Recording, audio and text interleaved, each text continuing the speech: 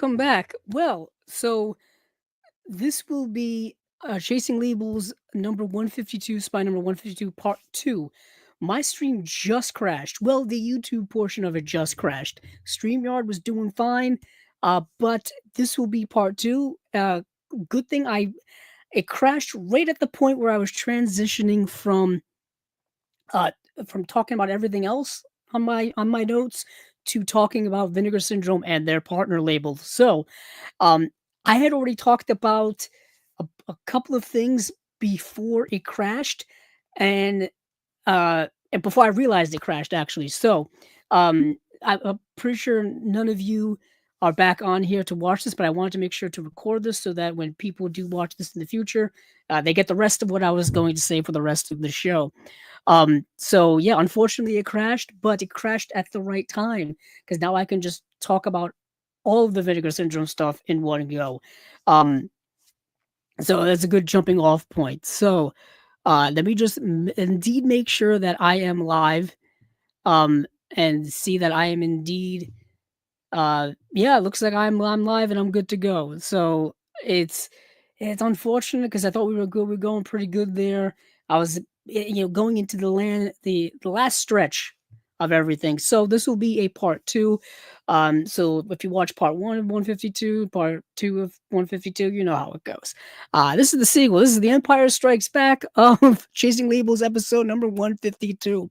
But we will get into the partner label and Vinegar Syndrome stuff because that is what is left here on the slate for this episode or for the spy number.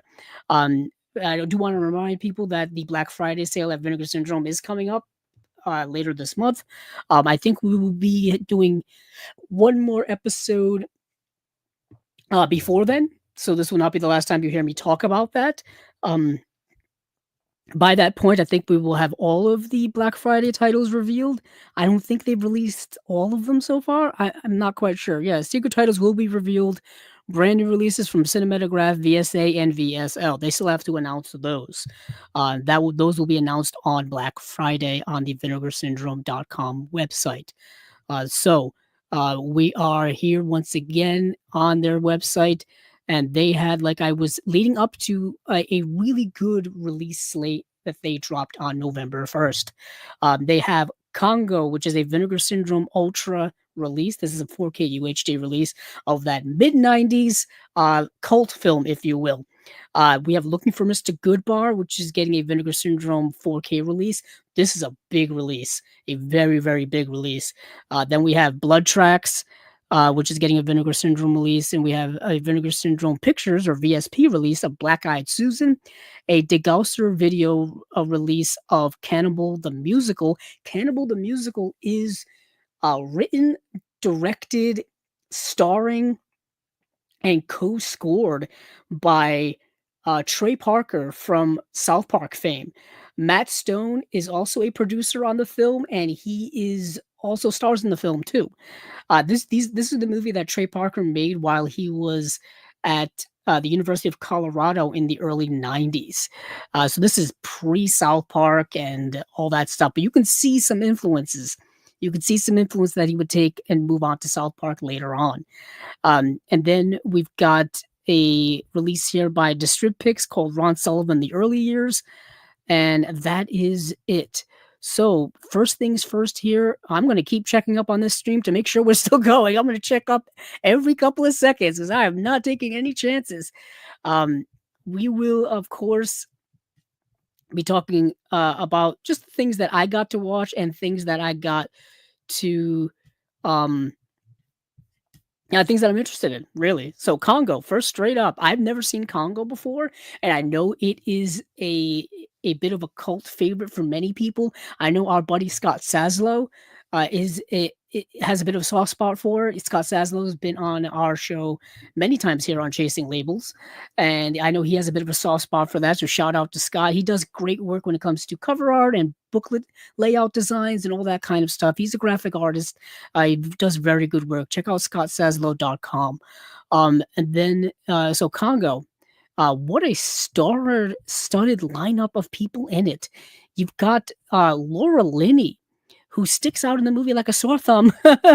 She's in a totally different movie trying her darndest to make this movie work. Laura Linney, Dylan Walsh, Ernie Hudson from Ghostbuster fame, Tim Curry, Grant Heslov, and Joe Don Baker is in the movie very briefly. So this is based off of the 1980 Michael Crichton novel. Michael Crichton, who did Jurassic Park and Disclosure, and Michael Crichton, who did some directing himself in the 70s with Westworld. The same Michael Crichton, the same Michael Crichton. Um, so, Travacom owner and multi-billionaire R.B. Travis, Joe Don Baker, sends his son Charles, portrayed by Bruce Campbell, and his friend Jeffrey, Taylor Nichols, to the Congo to search for the rare blue diamonds that can work as powerful conduits for telecommunications lasers. When they lose communications with those two guys and their team, they decide to send another team headlined by Laura Linney to find out what happened. And Laura Linney ends up getting into all kinds, not kinds of shenanigans, but she ends up teaming up with other people and going on this adventure.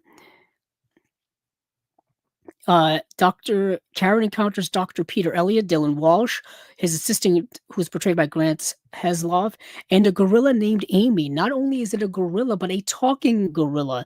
Not only does she talk, but she also like emotes through the talking as well. She has this device that allows her to communicate, to talk, like a almost like something you would have seen with Stephen Hawking, that type of communication device. And she's in the film as well, and she's a part of the film as well. And then Tim Curry plays a Romanian philanthropist who's also wants to go to the Congo to for his own kind of nefarious reasons.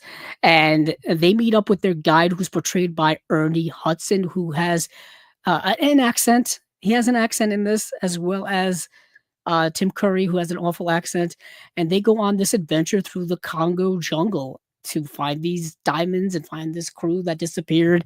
And people have ulterior motives, like I said, and then crazy things happen. Crazy things happen. It's a fun adventure movie. I don't mind it. I know people kind of make fun of it. People think it's kind of a joke of a film, which it kind of is. It's in many regards. In many regards, at one point, Delroy Lindo shows up, and I think he plays like the leader of this army that's there or something. What a wild movie! What a wild movie! But I know a lot of people have a soft spot for it. But this release here is a 4K UHD release presented in Dolby Vision and high dynamic range, newly scanned and restored in 4K from its original 35mm camera negative. There's a commentary track with author and screenwriter Kelly Goodner and film historian Jim Hempel. A crash course in ape school, looking back at the creation of Congo's gorillas, which is a 50-minute making of documentary that's brand new. There's a withstand the test of time, a conversation with Congo's makeup effects artist, actually with their makeup effects team. That's 13 minutes long. Journey into the unknown, 25-minute an archival making of featurette, exclusive behind the scenes photo gallery, and you got the original teaser and theatrical trailer. 40-page perfect bound book with essay by Simon Abrams and Matt Singer, Justin La Liberty, and that is exclusive to the limited deluxe case edition. Yeah, it doesn't say how many copies are left. Because it's a pre-order item. That's why. It's not available until Black Friday. That makes sense why they don't they on Vinegar Syndrome's website, they'll usually tell you how much of a product is left, but not on the pre-order stuff. At least not on the Black Friday sale pre-order stuff. But I think they're putting out quite a few copies of this. They're making, let's see, does it say how many they're making? Usually they tell you how many they're making. I don't think they are. Oh, they don't tell you that either. Unless 10,000. 10,000 units. Plenty of copies to go around. Let me make sure to check the stream. Checking. Yeah, we are back. For those of you who missed out on it, we are back. I decided to make a new stream so that I could continue the rest of the episode. Yeah, the original YouTube stream kind of just crashed out on me. First time that's ever happened. in the 150 episodes we've been doing, 152 episodes, and for as long as we've been using StreamYard, which has been for a good portion of them, first time that's ever happened. First time that's ever happened. So yeah, wild. So we're back in the game. Let me go back to the Vinegar Syndrome website because we will be talking about what I think is one of their biggest releases of the year. I think one of their biggest releases of all time. I know that's saying a lot. They put out so many great stuff. But for me personally, looking for Mr. Goodbar, this movie is the film that stars Diane Keaton, Tuesday Weld, William Atherton, Richard Gere, Tom Berenger, and LeVar Burton. Tom Berenger and LeVar Burton are in the movie, but small roles. Small roles. Don't get too excited with that. Um, this is a 4K UHD release. It's a 2-disc set, newly scanned and restored in 4K. And the movie is has been held up in like music rights issues for many years because there's a lot of contemporary music of the time that they used in the movie, kind of like what Scorsese does. So you know how Scorsese uses like copyrighted music to put in his films. This movie did the same thing, and it's of course it's 70s music, so it's big time stuff. And in order for a company to put the movie out, they've got to pay for the music rights. And it can be expensive. That's why you don't that you see a lot of those issues coming up with TV series, because back in the day when networks were making deals and contracts with record companies to utilize music for their TV shows, they didn't factor in home video. They didn't factor in DVDs or Blu-rays because they didn't exist. And they didn't exist. VHS was, barely a thing when it came to TV on home video. I think until the 90s, really. Maybe 80s. I would say 80s, probably. I would have to do my research on that. But I remember going into like a Suncoast video in the 90s and seeing TV shows on DVD. On DVD, but on VHS. Um, Very expensive though, and you wouldn't get a lot per VHS tape because VHS couldn't hold a lot when it came to those things. So you would have to buy like multi-pack, box sets of VHS tapes, which were very expensive at the time. But like I was saying, um, studios didn't, contract the rights to the music for those things or for DVDs or Blu-rays later on. So you get a lot of TV shows on Blu-ray and DVD that have music missing, or the music has been swapped out for other like generic music. And you get that with a lot of, music heavy shows. Happy Days is the best example for me. Happy Days, I've mentioned it many times, had a lot of big time like famous music, well recognized music bits in it. Every time Fonzie would hit the jukebox, a popular song would come on. You had Potsy singing popular music as well and all that kind of stuff. Even the theme song, they couldn't afford the theme song, So it's like those things happen, but they happen with movies too. You just don't hear about them as much. But with Looking for Mr. Goodbar, that's been an issue apparently for years. And Looking for Mr. Goodbar is a really good film, but it is a dark film. Not as dark as I think its reputation would suggest, but it gets there. It gets there. It's a slow building character journey of a film with Diane Keaton's character, who is this kind of starts out kind of as like a tepid school teacher. She's actually teaching for the school of the blind, um, and teaching them how to like actually no, it's the deaf. It's the school of the deaf. Sorry, yeah, it's the school of the deaf, and teaching them how to talk, how to like pronounce things and stuff like that. And the movie slowly goes along exploring her descent into other things. Like she goes out to bars at night and picks up like random strange men to, sleep with and stuff. And it's the 70s, so it's very dangerous for people to be doing these things. And as the film goes along, it gets increasingly more dangerous because you don't know who you're going to meet. You don't know how they're going to act. You don't know how they're going to interpret conversations? Do you bring them back to your place? Do you want them to know where you live? I mean, all of these kind of dangers creep into your mind if you're viewing the film from a modern lens, especially. So and then there's this whole background. I'll read this here. Teresa Dunn's mild demeanor and job as an inner city school teacher for deaf children masks her rebellious nightlife of frequent dance clubs and dive bars searching for easy men and one night stands, like I was saying. At odds with her older sister Catherine, whose seemingly idyllic life is itself a cover for infidelity and heartbreak, Teresa finds joy in her self styled form of liberation, in part to overcompensate for a trauma of a disfigured scar from their childhood scoliosis and her repressive Catholic upbringing. So she is um, uh, um, kind of acting out in a liberated, freedom-inducing way because of her surroundings, because of being in a repressive religious upbringing and home, because of having this insecurity of having childhood scoliosis that she was born with. She's kind of, acting out in a freedom venture.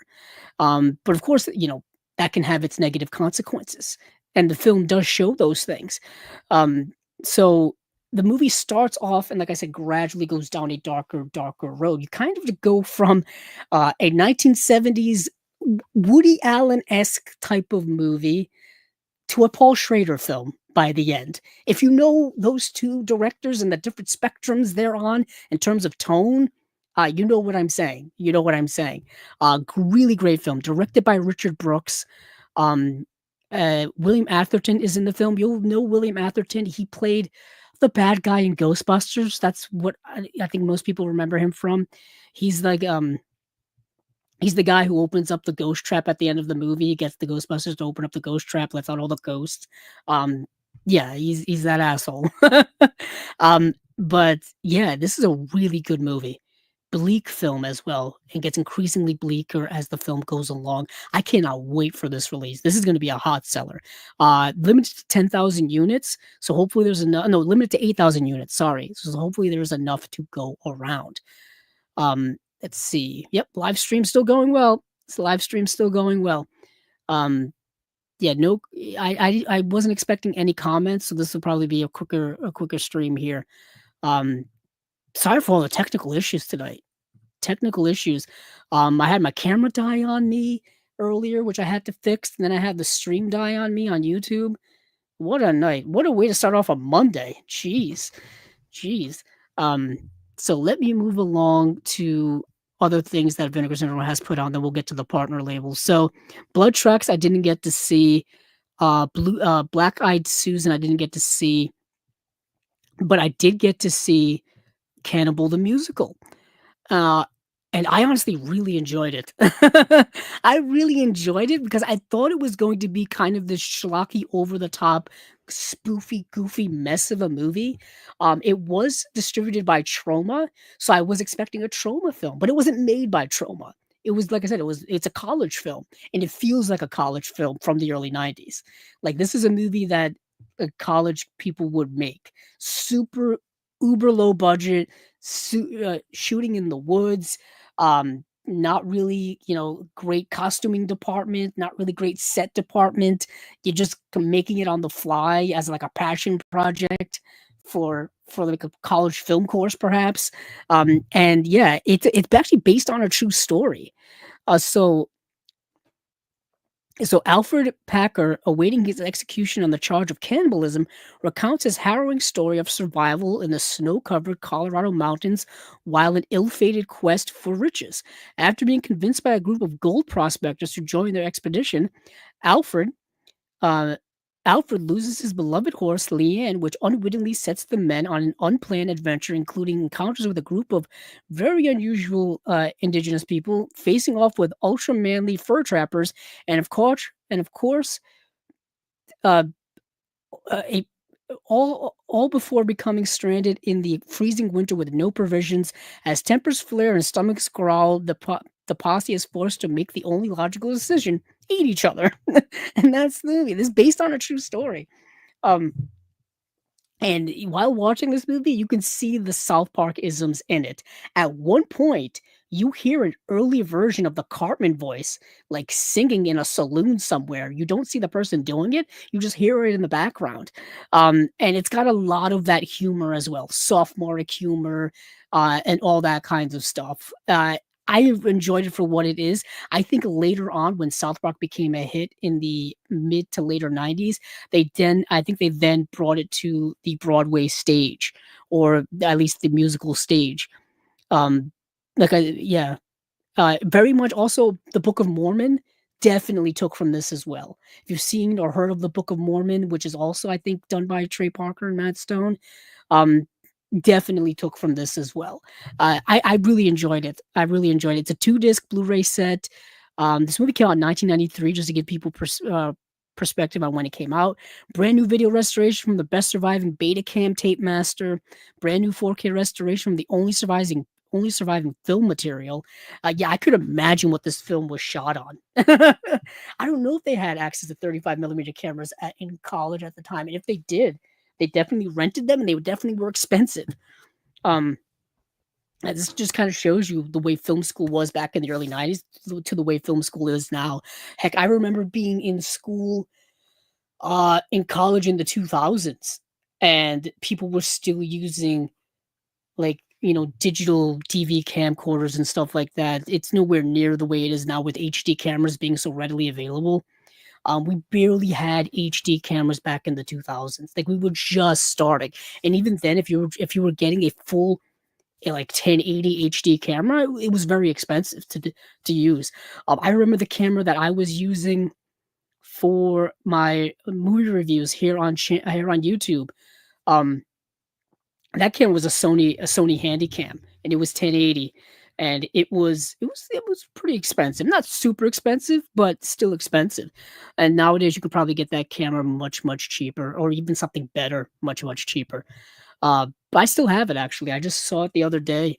I should use it for something. I don't know what for. The technology in it is not exactly up to date, but it still works. Still works. But other other special features here are archival inebriated commentary with Trey Parker, Matt Stone, and a bunch of other people. Archival Colorado commentary with producers Ian Harden and Alexandra Kelly.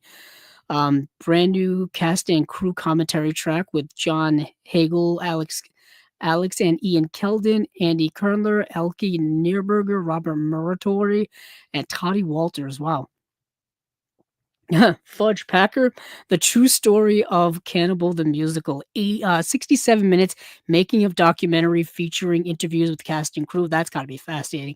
19 and Horny, 20-minute long, brand new interview with actor Diane Bashar. Despite all the cannibalism, 17 minutes, a brand new featurette on adapting Cannibal the Musical to the stage.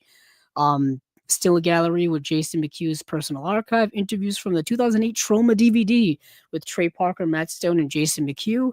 A traumatic visit with the creators of Cannibal the Musical, an archival featurette with Trey Parker, Matt Stone, and Jason McHugh. Behind the scenes featurette, various trauma introductions, original Alfred Packer, the musical trailer, Cannibal the Musical trailer, deleted scenes, so much other stuff on here. There's a VHS promo for Cannibal the Musical. Yeah, there's a compiled footage from the Cannibal the Musical stage productions. I told you it did eventually go on stage. Lloyd Kaufman live on stage in production of Cannibal the Musical. And there's a 40-page perfect bound book with rare photos, ephemera from producer Jason McHugh's personal archive, and an essay by Walter Chow. Sounds like a great release, like a great deluxe release of something that's kind of unique. Yeah, I really enjoy this a lot. This is a great, like, late night viewing. Let's see. Checking. Very cool stuff. So let's move on now to the OCN/partner labels. This is what I concentrate always on every single month.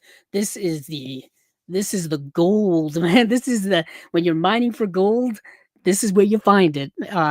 Great stuff in here. So I didn't get to watch all of this, although I have the time. a lot of this is just not available to stream. It's just not available to stream anywhere, which you come across that from time to time here on Chasing Labels. So let me list all the movies and their partner labels, and then we'll get into some of these here. So we've got 20,000 Species of Bees by Film Movement. We have Adam Green's Aladdin by Cartoona. We have Adult Swim Yule Log by Decanalog. We have Bent by Film Movement Classics. We have Better Than Something, J. Retard. I didn't want to say that. J. Reatard. Yeah, J. Reatard. And then we have Yellow Veil Pictures. The block are putting off the Book of Birdie. The Book of Birdie.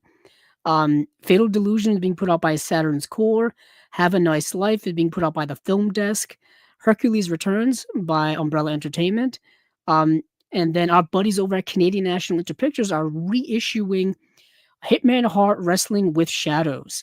They're putting out a new like variant slipcover edition of that. So it's the same exact edition they've already put out, just with a new slipcover. And then we've got I Am Santa Claus by ETR Media. Morrow by Connie. The Owners by Big World Pictures. Red Rooms by Utopia.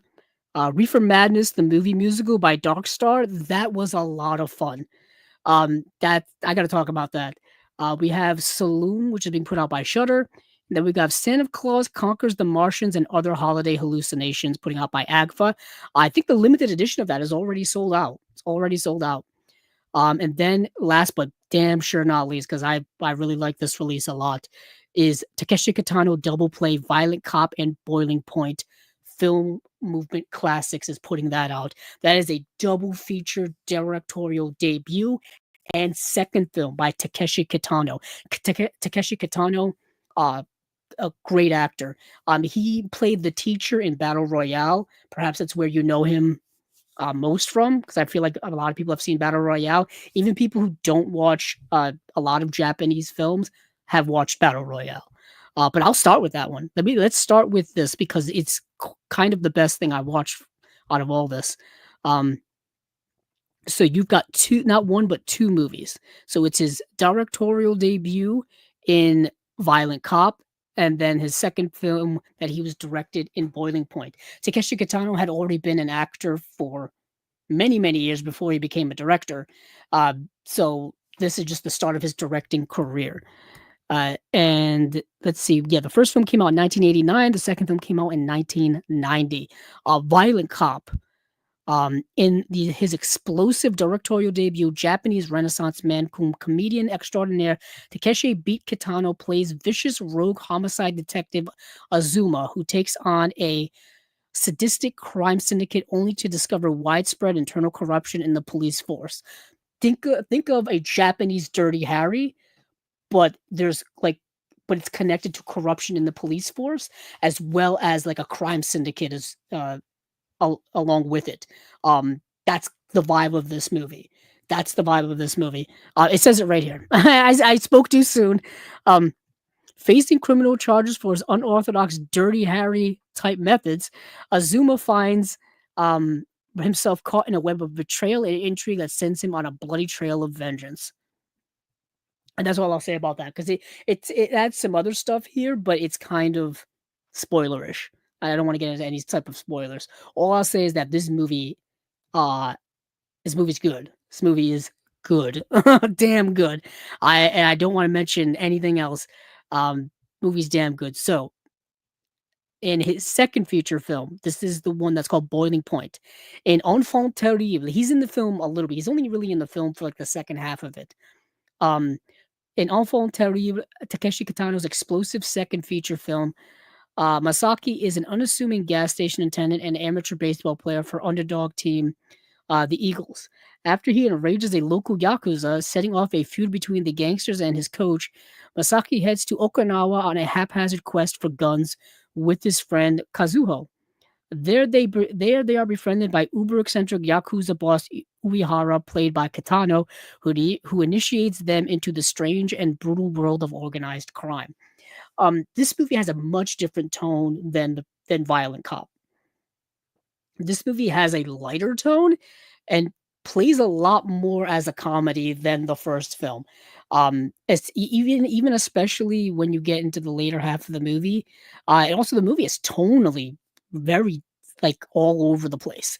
The first part of the movie when you're getting into him getting this young man getting into trouble with the yakuza and then roping his coach, who they don't mention here is an ex yakuza member. Um, it gets it gets rather serious when you're dealing with organized crime in that regard. And then the second half, when they go to Okinawa, it kind of becomes more comedic because of Takeshi Kitano's character is this eccentric, over the top guy who's kind of a loose cannon. Think of think of Frank Booth from Blue Velvet, but it's Takeshi Kitano. That's the vibe here. He's a loose cannon like that. He'll make you do crazy things, or he'll do crazy things to you. Um, yeah, it's a good. It's also rather good, I think. Um, it's yeah, it's good stuff. So these two movies by Film Movement Classics are kind of a must buy, to be honest. If you like Takeshi Kitano, if you like Japanese cinema, I consider them kind of a must buy. Um, let me move. Let me get rid of that. Make sure the live stream is still going here.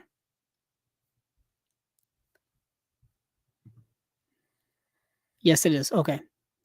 So I'm gonna check up on that every time there's a little break here. Um, so let's move over to Saloon. I guess we're working our way backwards here. So Saloon is a Shutter film. You can watch this on Shutter right now. This is a more recent film. This came out in 2021. Um, shot down after fleeing a coup and extracting a drug lord from Guinea-Bissau, the legendary mercenaries known as the Bangui Hyenas must stash their stolen gold bounty, lay low long enough to repair and refuel their plane, and escape back to Dakar, Senegal. When they take refuge at a holiday camp in the coastal region of Sine Saloum, they do their best to blend in with their fellow guests, but one hyena is hiding a dark secret. He has brought them there for a reason, and once his past catches up to him, his decisions have devastating consequences, threatening to unleash hell on them all. This is a fascinating movie.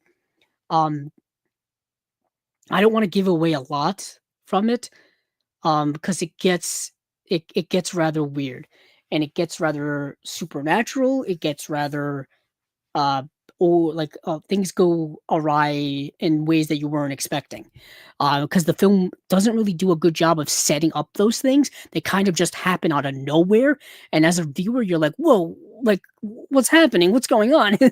They don't There was no setup for this, and there isn't any setup for it. So you've got these three mercenary guys. They're in this area, and two of them believe they're just there to get resources to fix their plane and get out of there. But there's another one of their group who perhaps is there for a more personal reason. And once you go down a certain road, things can happen. I'll say that. When it comes to special features here, all we get is an audio commentary with writer director Jean Luc Herbulot. That's it. That is it.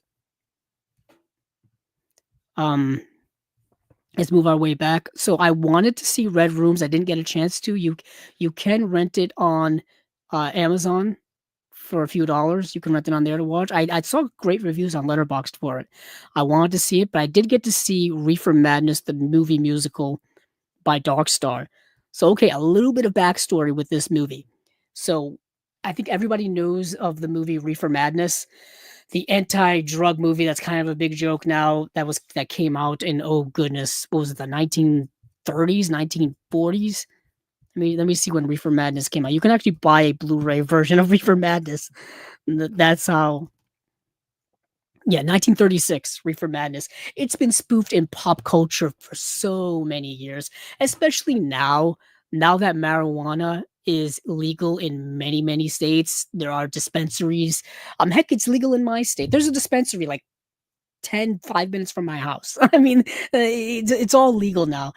For me, when it comes to marijuana, if it can be used medicinally, it should be legalized. I Come on, if cancer patients can use it, I mean, come on here. Let's there it's not as dangerous a drug as we've been led to believe our entire lives. Yeah, I'm talking about from a millennial perspective. Back in the 90s when I was in elementary school, they had the DARE program, keep kids off drugs and all that kind of stuff. Marijuana to me has never been that dangerous of a drug. It's kind of like anything else. Um, People, some are going to use it, some are not going to use it. Um, you can really take anything and abuse it. It's really, it all comes down to personal actions and personal things. It really does. But when it comes to reefer madness, back in the 30s, they thought this drug was going to make kids commit, like, commit demonic events. I thought it was going to make kids like lose their minds and go crazy and commit crimes and do all kinds of stuff. Um, but so they decided to kind of turn that movie into a musical, and then this is the movie version of that musical. So they adapted the original Reefer Madness movie into a musical, then they took that musical and then adapted it into a movie. So this is an adaptation of an adaptation. So it's like Inception. It's like Inception. And I think this movie is a lot of fun. It is, of course, it's over the top, and there's ridiculous situations. Like the people smoking marijuana are all like hysterically, hilariously laughing over the top, and they're all like wide eyed and just it's as if they're on like some real heavy drugs, not marijuana. And this musical is about this kid who, falls down the trap of it all. Falls down this trap. This movie stars Kristen Bell, whom I'm sure many of you know from Veronica Mars. She was on that great sitcom, The Good Place. She's been in, of course, several movies. I think people know who she is. Christian Campbell is in the movie. Christian Campbell is the brother, I believe, of Nev Campbell. Nev Campbell is actually in the film, and I think in like one or two sequences. Um, she's not in it a lot. Steven Weber, kind of an underrated character actor. I think mostly known for TV. I think he was on the show Wings. That's where I think I remember him from. Tony Shalhoub was on that show as well. But he's in the movie as well. He's kind of the guy that gets this kid hooked on the marijuana and which makes him do crazy things. Alan Cumming is in the film. Alan Cumming has several roles. He plays I think he plays like a high school principal at one point. He plays a preacher at another point. He shows up in all kinds of different makeups and creature makeup and suits and stuff. He's a jack of all trades in this, and he's really good in it. Yeah, I very much enjoyed it. If you're not a fan of musicals, I get it. I understand. This is not going to be for you. If you're not a fan of satirical musicals, also not going to be a fan for you. The same thing with Cannibal the Musical. You're not going to be a fan of it. You're not going to be a fan of people spontaneously breaking out into song, and also kind of done in a very stagey way. But I enjoyed it. I enjoyed it for what it is. No special features here when it comes to it, which is unfortunate because with the people in this, I would have liked to have heard like what they have to say about it, like Kristen Bell and stuff like that, and Alan Cumming. Limited to 2,000 units. Still in stock. Yep. So that is Reefer Madness, the movie musical. Let's see. Oh, I saw the movie Moral by Connie. A lot of Connie releases are usually not available to stream, so this one was kind of tough to track down. Four best friends are graduating from the University of the Philippines. From the Philippines, their paths diverging in significant, if inevitable, ways. Joey bounces from lover to lover, couch to couch. Kathy, a mediocre singer, is intent on making it at all costs. Sylvia separates from her husband while he sets up house with another man. Marites gets married and sees her life reduced to the role of mother and housewife. Over the course of 3 years, the life of four friends intersects at the vanguard of wider societal changes. So this movie is set in the Philippines in 1982 under the government that's there at the time, and also under a rather patriarchal society. You see all of these women and how they intersect in different ways in that society, in that culture of that time. A very good film. Very good film. a long film too, 157 minutes. 157 minutes. So it's a bit of a tour. Um, but I would like to see this movie in Blu-ray quality with a 2K restoration, as it says here. There's an interview with Ricky Lee, interview with Laurice Guillen, featurette about the restoration. Um, I would like to see this movie once again in better quality on the Blu-ray with those interviews and stuff, because I feel like there's a lot going on here and a lot going on in this movie when it comes to all of these characters and the different journeys they're on, and you have to really pay attention to the movie because there's, like I said, there's a lot going on within it. But it's a really, really good film. Really good film. Let's see how we looking here with the stream. We're doing good. We're doing good, people. It says excellent connection. That's what I like to see. That's what I like to see. So we went from that Connie release to where are we going now? Oh, you know what? I Am Santa Claus. This is quick. This is quick. I Am Santa Claus ETR Media. This is already down to a standard edition. The limited editions are sold out already. You can watch this on Tubi right now for free with commercials. And it's an okay documentary. You follow the life of 5 professional Santa Clauses and Mick Foley, the wrestler, who loves Christmas and loves Santa Claus. And that's this documentary. You see these different men and their lives, and you see the diverseness of their lives, but they all have this connection of being professional Santa Clauses, where every year they get hired to travel to different locations to be Santa Claus, whether that be at stores or malls or in people's houses. They get hired for that. Family functions, business, Christmas parties, whatever the case may be.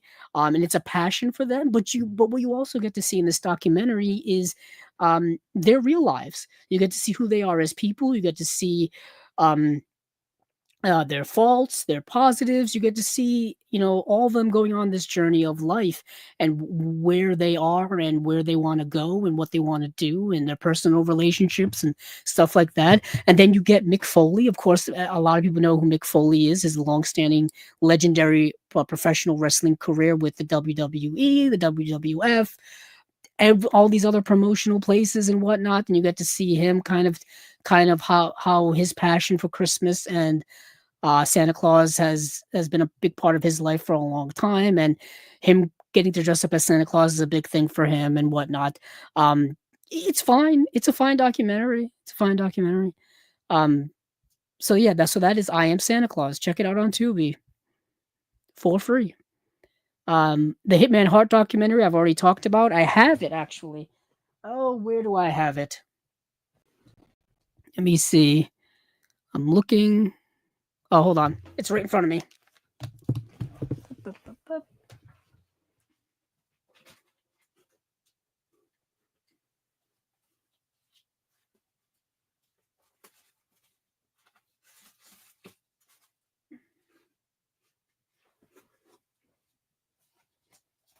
Found it.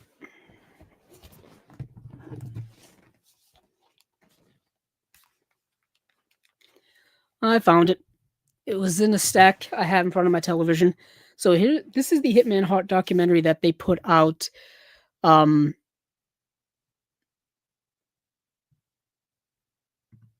Before.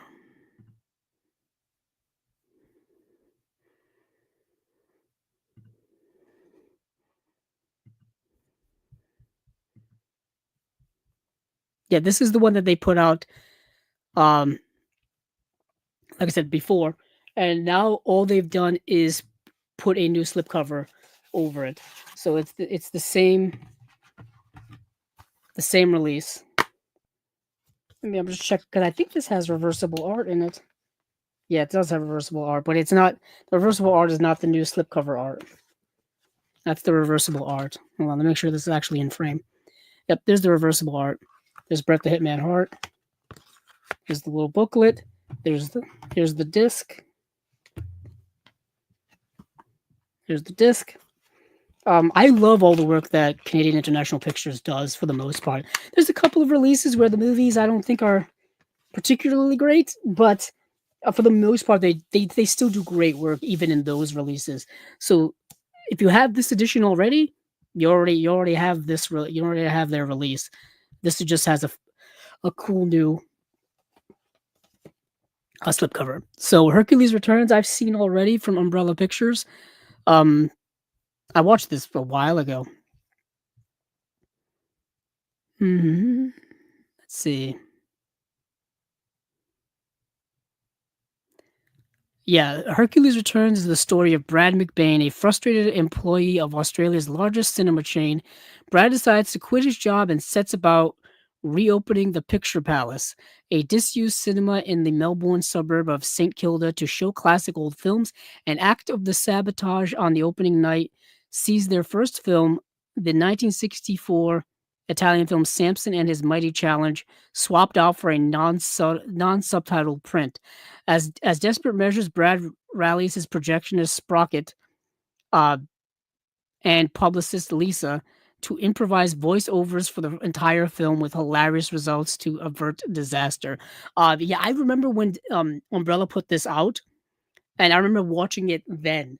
And I remember having a great time watching it because it's one of those movies that's a kind of about the love of movies, or at least the love of making of movies, the love of just you know what I'm saying? It's above that. I couldn't really explain it very well now. I think I explained it better at the time, but it's good. It's it's yeah, I really enjoyed it. It's one of those kind of quirky movies.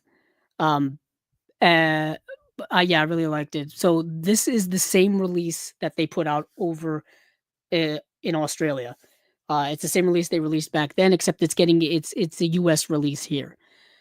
So it's region free. There's an audio commentary with cast and crew, English dub of the original Italian film Samson and the Mighty Challenge, Hercules rap film clip, double take meets Hercules, Hercules Returns soundtrack, Hercules Returns extended trailer, Australian trailer, US trailer. Um, yeah, it's a fun movie. Let's see. So I did not get to watch Have a Nice Life, but I wanted to.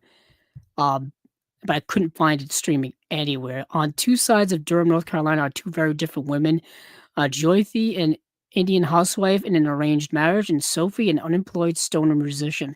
After they both hit dead ends in their life, they meet by chance at a pawn shop and soon find themselves on the run from the law together on a wild, surreal American road trip to French Canada.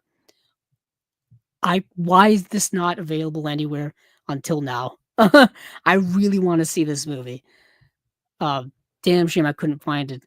Um, the Book of Birdie is by Yellow Veil Pictures. Yellow Veil typically does very good stuff. Let me see what Yellow Veil has put out just to give people a sense of what they've done. Um, yeah, Yellow Veil has put out some really good things. Let's see. Did I get to watch any of these?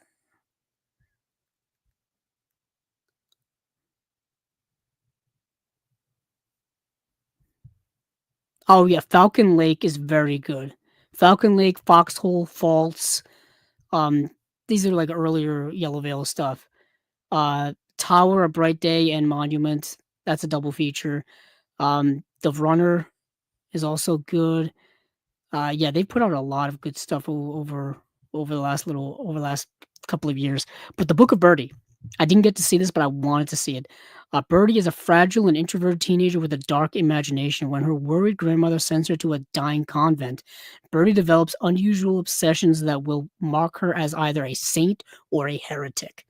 Fascinating, fascinating.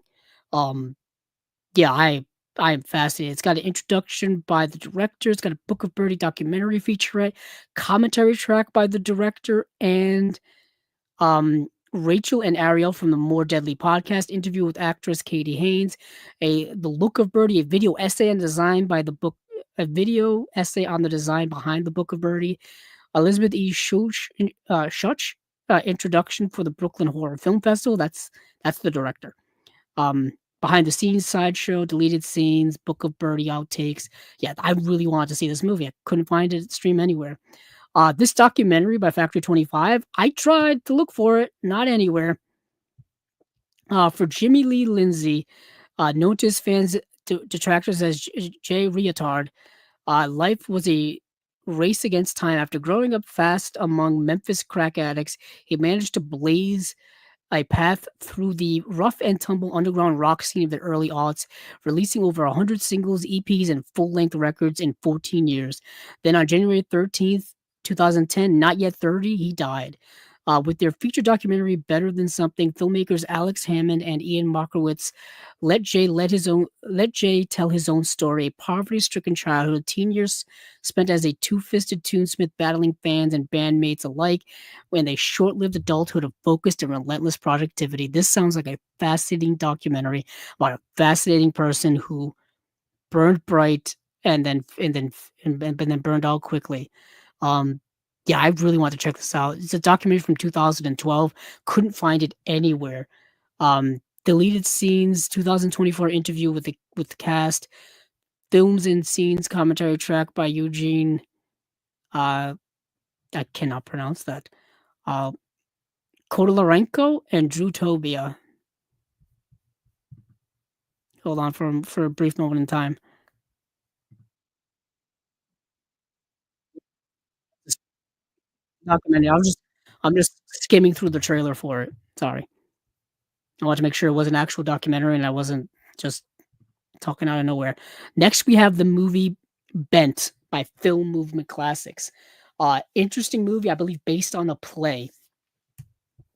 Um, let's see, and this is a Holocaust film. This is not an easy film to watch. In 1930s Berlin, Max, portrayed by Clive Owen, with German SA officer Wolf, Nicola Coster-Waldau only see. Oh boy. Okay. In 1930s Berlin, Max, Clive Owen, sleeps with German SA officer Wolf, portrayed by Nicolas Coster-Waldau from Game of Thrones fame, only to see him killed by his fellow Nazis the next morning as part of the Night of the Long Knives. Refusing an offer of new papers from his uncle Freddie, portrayed by Ian McKellen, for fear of leaving his boyfriend Rudy behind, Max and Rudy are found by the Gestapo, to whom Max lies about his homosexuality and his relationship with Rudy, bound for the Dachau concentration camp. Max will have to reckon with his identity and his dignity in the face of terrible persecution. Like I said, a Holocaust film, a heavy film, not not an easy watch, not an easy watch in the least bit. Clive Owen is damn good in this movie. This is from 1997, so this is before I think many of us knew who Clive Owen was. Before, like I said, before many of us knew who Clive Owen was, early work from him. Ian McKellen is only in like one scene in the movie, so don't get too excited when you see Ian McKellen's name. Nicolas Coster-Waldau is only in like a few early scenes as well. You kind of don't even recognize him; he's so young. Um, but this is a movie particularly dealing with the way in which LGBTQ plus people were persecuted in Nazi Germany during the 30s and into the 40s, and how many of them were placed in the concentration camps and killed, and how they were abused and killed and persecuted against during that time period. Um, a very harsh film to watch. Very harsh film to watch because that negative mindset that people view that community as still exists today. So to view this film from a modern day lens, you're not too far removed from that level of persecution. Um, so I think that it makes it very real. Makes the movie very real. Now the film itself, like I said, is based off of a stage play, so it is very stagey. You don't see a lot of expansive things happening in terms of what's going on outside of the character that Clive Owen is portraying, and a lot of the scenes, especially for the second half of the film, are set in one area and repetitive, and also all dialogue based. Excuse me. So you're getting very much that feel of a stage play. So it can hurt the pace for those of you who are not used to that. But it's a really good film. Let's see what we got for special features. Cast and crew interviews, Mick Jagger music video, Streets of Berlin. behind the scenes footage. Mick Jagger is in the movie very, very briefly. Very, very briefly. Let's see. So that is Bent. Then we got Adult Swim Yule Log. Adult Swim Yule Log was an Adult Swim special. If you know Adult Swim, it's the late night Cartoon Network. Um, I, I wouldn't say, yeah, it's more adult stuff. It is more adult stuff. That's where you got shows like Adventure Time and Regular Show, Rick and Morty, Metalocalypse, Aqua Teen Hunger Force, so many other shows were on Adult Swim. Adult Swim is actually where Family Guy got its revival from.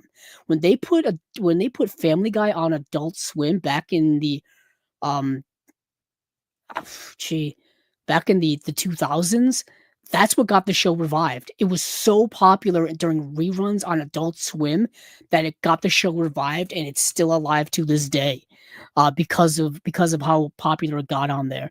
But you'll see reruns of a lot of things late at night on there. Rick and Morty is super popular on Adult Swim now, but this was a special on there in 2022, and it's a horror film. Get in the holiday spirit with this cozy crackling fire. So what happens is that this couple rents this cabin in the woods. It's cabin in the woods horror film, and what happens is there's this camera initially that's set up like a webcam, like I have you here, and it's set up in an area like one of those like cameras you set up for like nanny cams or cameras you set up for to like security cameras for the outside and whatnot. You may have in your homes, and initially it's set up and it catches what's going on, and for a good portion of the movie, that's how the movie is told through just that camera. And this like I said, this couple rents this cabin, and but there's like this serial killers that are like on the loose, and of course they're gonna get to this cabin. You know how this goes. You know how this goes. Um, and other people show up because they've also rented the cabin from the company that's renting it out. So you got all these people in this one place. Killer on the loose. Slasher film ensues. There you go. But there's also this supernatural possessed log that flies around and kills people. That's the movie. I won't say anything else. I won't say anything else. Uh, and that's this movie. For special features here, 2 feature-length audio commentaries with cast and crew, select scene commentaries, and the special effects show intel. I think that's gonna be it for me. Oh, I want to talk about 20,000 Species of Bees. Didn't get to see it, wanted to see it, really wish I had a chance to. In a small, sleepy village in Basque country, a sculptor named Anne and her 3 children arrive at her mother Lita's home for summer vacation, where they are surrounded by extended family and nosy neighbors. Anne and her mother's relationship is strained. Lita disapproves of her daughter's frayed marriage, career as an artist, and the way she parents her obstinate and mischievous children. Chief among them is 8-year-old 8-year-old Ator, nicknamed Coco. After it becomes clear that being referred to by the name Ator elicits feelings of distress in the child, born biologically male, neither birth name nor the genderless nickname feel quite right, and Anne's concern for her children grows as Coco becomes more withdrawn. The child's only respite lies in the Bosque Hills, where Anne's aunt tends to the family's beekeeping farm. Among the peaceful humming of bees and Lord's open-minded guardianship, Coco slowly begins to confide in family and friends, her discomfort in her body eventually voicing a desire to be treated as a girl. As Coco explores her own developing identity over the summer, Anne and the rest of her family, in turn, must learn to accept the child as she is. So, what we have here, of course, is a coming of age trans story. Something firmly, part of the LGBTQ community, part of the queer cinema. That's kind of why I wanted to see how they explored that, and specifically how they explored the environment in which this child lives, and how they explored kind of the culture and the politics of it all, really. So that's why I wanted to see this movie. It came out in 2023. It's a Spanish film. Nothing in the way of special features, unfortunately, except a bonus short. Coras by Estebaliz Irasola Salgaron. Yeah, that's it. That is it. So, thank you all for joining me here for part 2 of Chasing Labels number 152. That will be it for me here this time. I do want to mention that uh, Steven and I will be reuniting next Monday, tentatively, to do another episode of the Unwatched Pile. It will be noir themed for Noirvember. We will be joined by our friend Johnny Pomato for that. We will be choosing a noir film from our collection that we have not seen yet, something in our unwatched pile, and then we will pair it up with something else in our collection that we have seen. So we will see how that goes. So join us here for that. And please check out anything else here on Chasing Labels YouTube channel. You can listen to this on places where you can find podcasts, Apple Podcasts, Google, Spotify, etc., etc. Thank you for suffering with me through all of the technical glitches of tonight, and thank you all as well for all the support you give me here on Chasing Labels. And please continue to do so if you can. So, keep on watching those movies because I know I will.